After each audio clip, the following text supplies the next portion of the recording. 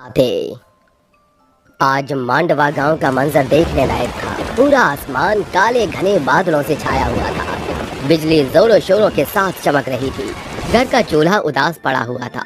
तभी 5 साल का भोला चीनू कहता है, माँ, इतनी देर हो गई, पिताजी अभी तक खाना नहीं लेकर आए। माँ की आंखों में भरी बेबसी की झलक को 12 वर्षीय सितारा एकदम साफ तौर पर भांप पा रही थी। चीनू, चलो हम कोई खेल खेलते हैं। सितारा चीनू का ध्यान भटकाने की खातिर उसे खेल में उलझाती है। तभी गगन घर आता है। ये क्या, आप तो पूरी तौर से भीग चुके हैं। अरे अरे मेरी फिक्र छोड़ो, बच्चे भूख से बिलबिला रहे हैं। इस राशन से उनकी खातिर खाना पका दो जल्दी। जहाँ पूरा गांव खा पी कर सोने को था, उस घड़ी उनके घर में चूल्हा जल रहा था। भूख के चलते दोनों बच्चे फिजूल खाना खा जाते हैं। बचा हुआ खाना भारती गगन को परोस देती है। भारती, तुम्हारे खाने को तो कुछ बचा ही नहीं है। वो सवेरे कांता के घर से भोज आया था, मैंने वही खा लिया था। पेट में रत्ती भर भी जगह शेष नहीं। भूख से बिलखने के बावजूद भी भारती का खाने के प्रति मनाही का रुझान घर की आर्थिक तंगी को साफ साफ दर्शा रहा था। भारी बरसात के चलते छत की टूटे फूटे छप्पर से बरसात की फुहार बरसने के चलते सभी को जागकर रात काली करनी पड़ती है। ये बरसात हम गरीबों पर बिजली की तरह टूट पड़ी है। मैं पूछती हूँ, आखिर ऐसी कौन सी कमाई कर रही हो तुम कि अब तक एक नया छप्पर चढ़ाने के पैसे भी न जोड़ सके। मैं अपनी तरफ से भरसक कोशिश कर रहा हूँ। थोड़े ही समय पश्चात सवेरा हो जाता है, मगर बरसात छूटने के बजाय और ज्यादा बढ़ती ही चली जाती है, जिसे देख गगन बिगड़ते स्वर में कहता है, अरे जाने ये मेघालय के बादल कब छटेंगे। कितनी दफा कहा है कि एक छाता खरीद लो, जिससे बरसात में आना जाना सुगम हो।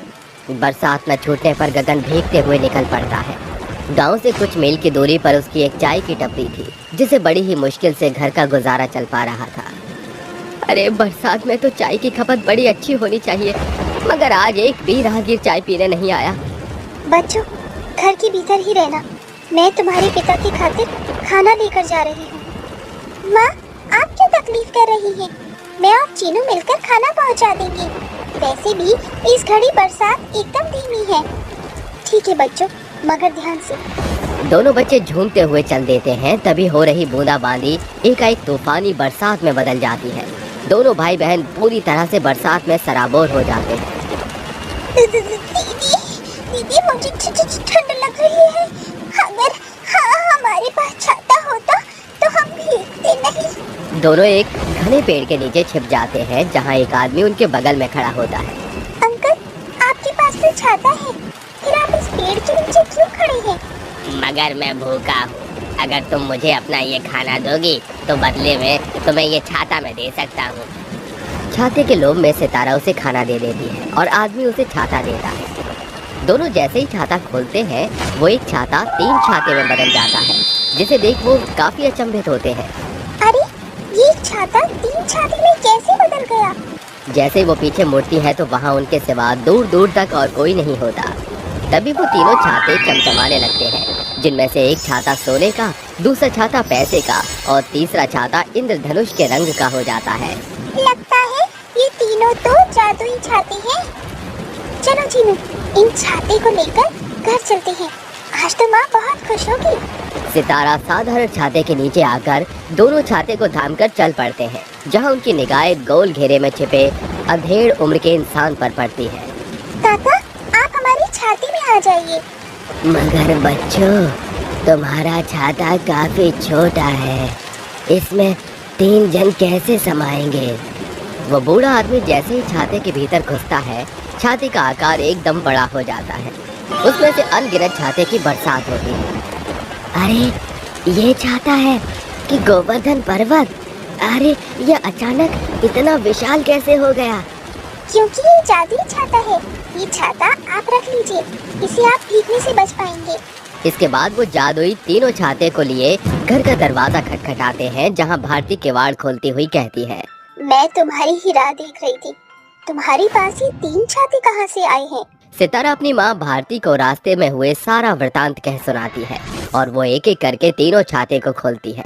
तभी उन छातों से निकल रही रोशनी से घर का कोना कोना चमक उठता है और वो 3 जादुई छाते में ढल जाते हैं। जिसमें से सोने का छाता उन्हें खूब सारे सोने के सिक्के, पैसे का छाता उन्हें रुपए और साधारण छाता उन्हें काफी सारा छाता देता है। कल तक हम गरीबी से जूझ रहे थे, हमारे पास एक छोटा मोटा छाता खरीदने का दाम भी नहीं था, मगर आज अनगिनत रुपए, सोना और अनेकों छाते हैं। ये सब कुछ सिर्फ इन 3 जादुई छाते के चलते हुआ माँ।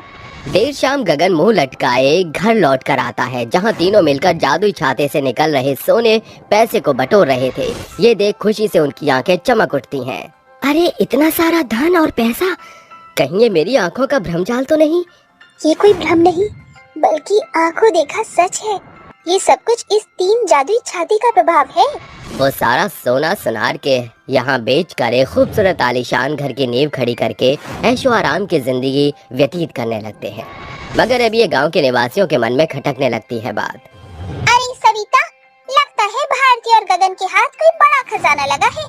तभी तो जहाँ पूरा गांव भारी बरसात के चलते प्रचंड बेरोजगारी से जूझ रहा है, उन्होंने महल ठोक दिया। मुझे तो दाल में कुछ काला नजर आ रहा है। अरे जो इंसान सालों में भी एक छाते का मोल न जुटा पाया, उसके पास एकाएक इतना रुतबा, मुझे तो ये बात नहीं पच रही।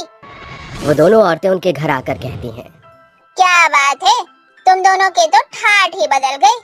जिनका जादुई चिराग हाथ पड़ गया है क्या? तुम हमारे घर की खुशियों में शरीक होने आई हो या फिर हमारी अमीरी का राज टटोलने? फिर भी हम तुम्हें खाली हाथ नहीं लौटाएंगे। वो तीनों जादुई छाते को खोलकर कहती हैं। ऐ मेरे तीनों जादुई छाता, जल्दी से अपना जादू तो दिखाना। तीनों छाते जादुई अवतार में आकर खूब सारा सोना और पैसे की बौछार करते हैं। ये देख दोनों का मुंह हैरानी से खुला रह जाता है। अरे तुम्हें जितने धन और रुपयों पैसों की आवश्यकता है, इस ढेरी में से उठा लो।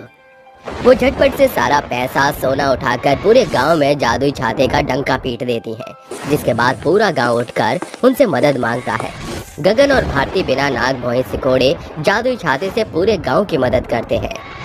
हमारे पास तो रहने के लिए ये आलीशान छत है, मगर जो गरीब मसलूक मंदिर की सीढ़ियों पर बैठे जीवन काटते हैं, वो इस घनघोर बरसात में जाने उनका क्या हो रहा होगा। हमें इन जादुई छाते से उनकी सहायता करनी होगी। वो तीनों जादुई छाते को लेकर मंदिर पहुंचते हैं, जहां बैठे सभी भिखारी बरसात में भीग रहे थे। आप सबके पास रहने को कोई जगह नहीं है क्या? अरे मैम साहब, एक इंसान की 3 जरूरत है, रोटी, कपड़ा और मकान। हमारे पास तो कुछ भी नहीं। हम कोई शौक से इस भरी बरसात में यहाँ डेरा जमाए नहीं बैठे मैम साहब। अगर ये गरीबी जड़ से मिट जाए तो? अरे साहब, क्यों हमारी गरीबी की खिल्ली उड़ा रहे हो? जो होगा ही नहीं उसकी आस क्या लगाना। गगन उसी क्षण जादुई छाते को खोलता है, जिसके साथ भिखारी की झोली अनगिनत रुपए और सोने से भर जाती है। इसका सदुपयोग करो और उतार लो इस गरीबी की गठरी को। इस प्रकार वो हमेशा तीनों जादुई छातों से सैकड़ों गरीबों की जीवनी बदलते हैं और हंसी खुशी रहा करते हैं।